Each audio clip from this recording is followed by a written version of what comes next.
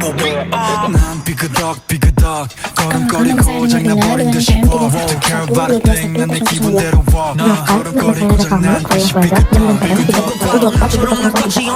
Saya akan menjelaskan pengertian Garuda Indonesia.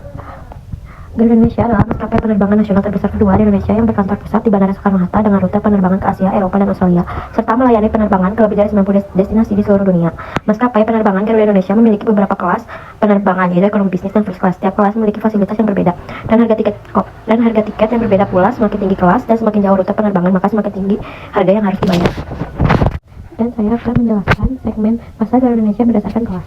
Yang pertama ada kelas atas atau first class, sangat luas dan pribadi kursi yang dapat diatur menjadi tempat tidur yang sangat nyaman. Yang kedua, menu eksklusif chef profesional pilihan yang sangat beragam, sistem hiburan canggih layar sentuh besar pilihan yang lengkap, asisten pribadi layanan pijat perlengkapan tidur berkualitas tinggi, akses ke first class lounge.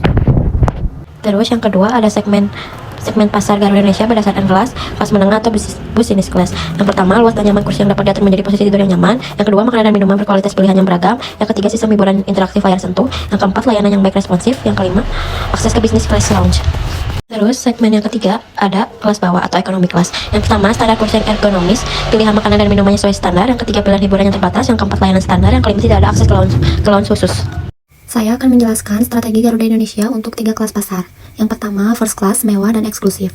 Untuk layanan pribadi, menyediakan layanan limousine, dedicated butler, dan akses ke lounge khusus. In-flight experience menawarkan kabin mewah dengan suite pribadi, safe on board, dan menu gourmet yang disesuaikan dengan permintaan penumpang. Kemudian, pre- and post-flight service, di mana proses check-in, prioritas, dan pengantaran bagasi yang efisien. Kemudian ada exclusive amenities yang menyediakan fasilitas eksklusif seperti spa di udara, akses ke lounge premium di bandara, dan layanan concierge pribadi. Kemudian ada program loyalitas khusus untuk penumpang first class dengan benefit tambahan seperti upgrade gratis, akses ke lounge eksklusif, dan hadiah istimewa. Untuk rutenya strategis, yaitu membuka rute-rute baru ke destinasi premium dan menawarkan penerbangan langsung ke kota-kota tujuan utama.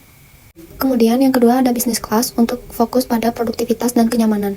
Pertama, peningkatan pelayanan yang fokus pada kualitas food and beverage yang tinggi dengan pilihan menu yang bervariasi, hiburan dalam penerbangan, dan akses cepat ke lounge. Kemudian ada kenyamanan maksimal yang menyediakan kursi ergonomis dengan fasilitas hiburan modern, serta layanan yang lebih personal dibandingkan kelas ekonomi. Untuk fleksibilitasnya, memberikan fleksibilitas dalam memilih kursi dan waktu penerbangan. Dan yang terakhir, untuk ekonomi kelas, yaitu fokus pada kenyamanan dan nilai tambah, peningkatan kualitas untuk mengoptimalkan kenyamanan kursi dan ruang kaki, serta menyediakan makanan gratis untuk penerbangan lebih dari 60 menit.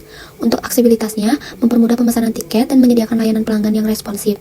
Untuk nilai tambahnya, memberikan nilai tambah seperti pilihan makanan dan minuman yang lebih beragam, akses ke hiburan dalam penerbangan, dan program hiburan untuk anak-anak. Pada kelas ekonomi ini, menawarkan harga yang kompetitif dengan maskapai lain. Kemudian ada beberapa usulan inovasi untuk Garuda Indonesia. Yang pertama, sistem verifikasi data yang berfungsi memastikan bahwa data penumpang telah diverifikasi secara otomatis melalui jaringan blockchain yang aman dan transkripsi. Misalnya saat penumpang melakukan check-in, data mereka langsung diverifikasi melalui blockchain tanpa memerlukan banyak proses manual. Efisiensinya yaitu mengurangi risiko kesalahan atau pemalsuan data serta mempercepat proses verifikasi di bandara. Kemudian yang kedua, sistem kepemilikan barang dan pelacakan bagasi yang berfungsi memberikan kepastian dan transparansi kepada penumpang mengenai status bagasi mereka. Jika bagasi hilang atau salah rute, blockchain membantu mengidentifikasi masalah dengan cepat. Efisiensinya mengurangi risiko penyelesaian klaim kehilangan bagasi dan meningkatkan kepuasan pelanggan. Kemudian, usulan yang terakhir yaitu sistem pembayaran dan pengelolaan keuangan yang berfungsi untuk menyederhanakan proses pembayaran dengan menciptakan transaksi yang instan dan transparan tanpa pihak perantara. Efisiensinya untuk mengurangi biaya transaksi dan mempercepat waktu konfirmasi pembayaran. Sekian dari kelompok kami. Assalamualaikum warahmatullahi wabarakatuh.